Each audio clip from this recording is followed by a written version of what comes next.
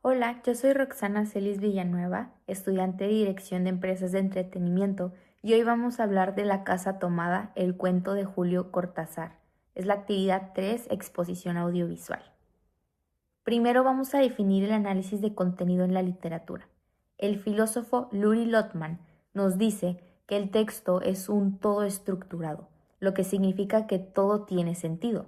Lo que podemos comprender es ninguna palabra o ningún personaje es que no tenga sentido que esté ahí, sino que en realidad quiere conectarnos para comprender otra cosa, para armar este rompecabezas que lo es todo uno mismo. La narratología es estudiar cómo funciona una historia, del que podemos comprender el qué pasa, cómo se cuenta y dónde ocurre, así formando por completo el rompecabezas y de paso en paso poder responder otras preguntas que salgan en el camino. Un espacio físico, como lo es la casa, no es que no tenga un significado, sino que en realidad habla y nos da mensajes para comprender, pero está detrás de todo lo que quiere decir esas paredes. Pasamos a la primera pregunta sobre cuál es el argumento general del relato. Para responderla, la verdad es que es una historia interesante.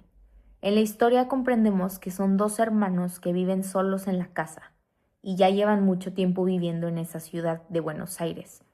Tienen una rutina muy estable, muy tranquila y que no cambia nada. La hermana limpia, teje y de ahí en cuenta no cambian las cosas.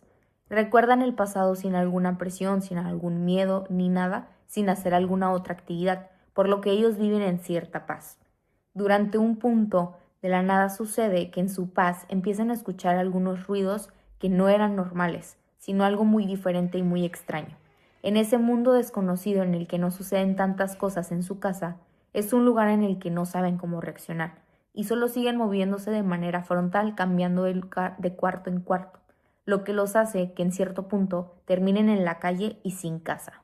Así pasamos a la segunda pregunta sobre quiénes son los personajes principales y su función dentro del relato. En esta historia tenemos a tres personajes. El primero es el narrador, que es el hermano.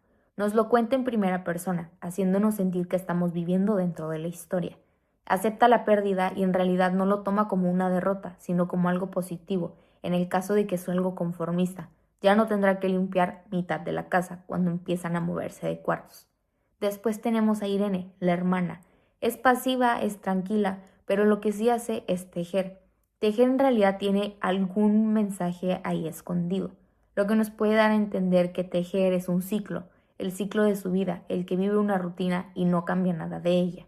Y después, por último, tenemos la casa. La casa es algo diferente, porque en sí es un personaje que es un objeto. No nos dice directamente porque no tiene una voz, pero a través del mensaje nos dice que los tiene atrapados en el tiempo. Comparte mensajes, recuerdos de su familia, de sus abuelos, y en cierto punto hasta es partícipe, escupiéndolos de su propia casa, de ese techo y esos recuerdos. Llegamos al punto de las conclusiones. En primer lugar tenemos la psicológica. En esta, la casa es la mente y los ruidos son los miedos dentro de todos, lo que está guardado dentro de ella. Entonces, quiere vivir eso, está encerrado en eso y quiere expulsar todas las cosas. Después tenemos la social, en el que los hermanos en realidad representan la clase rica del pasado que no quiere vivir el cambio, no quiere evolucionar o aceptar la nueva realidad de que todo ya cambió y ya no se vive de esa misma manera. Y mi conclusión personal. Mi conclusión personal es, después de tanto aburrimiento, tanta rutina, vivir encerrados y no comprender lo que sucedía afuera o vivir un cambio positivo, la mente llega a aburrirse, llega a intentar crear esos ruidos para que ellos puedan salir, liberarse y conocer a alguien más. Intenta esto, que los ruidos los logren sacar de la casa, y aunque ellos mismos lo niegan porque es el miedo de salir, llegan a perder la casa, a vivir algo nuevo, a salir, a empezar en verdad, a reconocer lo que sucede fuera de su mente y vivir nuevas experiencias necesarias por su bien personal. Este análisis puede llegar a ser algo más personal, pero en todo caso tenemos algunas ideas de análisis generales en todo. Es por esto que leer algunos cuentos, comprenderlos de diferente manera o sobre todo generar algún mensaje personal es importante, porque así podemos ver lo que puede suceder en la mente de los demás, conocer o sobre todo derrotar esos miedos que tenemos.